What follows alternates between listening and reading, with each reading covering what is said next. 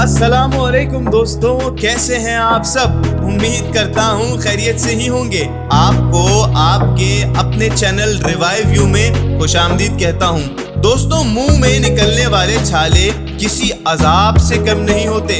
इनकी कई इकसाम होती हैं और निकलने की भी कई वजूहात, लेकिन मुंह में एक छाला भी निकल आए तो यकीन माने सोना जागना मुश्किल हो जाता है। इंसान ना खाने पीने का रहता है और ना ही किसी पल सुकून आता है। तमाम वजूहात में सबसे ज्यादा पाई जाने वाली वजह पेट की गर्मी है।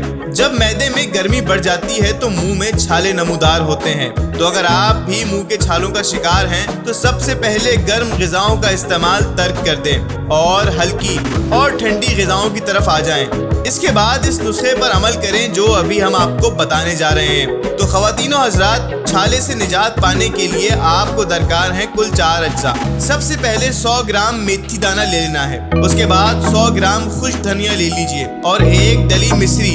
इन तीनों अज्जा को अच्छी तरह ग्राइंडर में पीस कर पाउडर बना लें और जब भी छाले नमूदार हों तो अर्के गुलाब में पाउडर मिलाकर छालों पर लगाएं। कुछ देर लगा रहने दें और कुछ देर के बाद कुल्ली कर लें। इंशाअल्लाह अल्लाह के हुक्म से छालों का नामो निशान तक मिट जाएगा।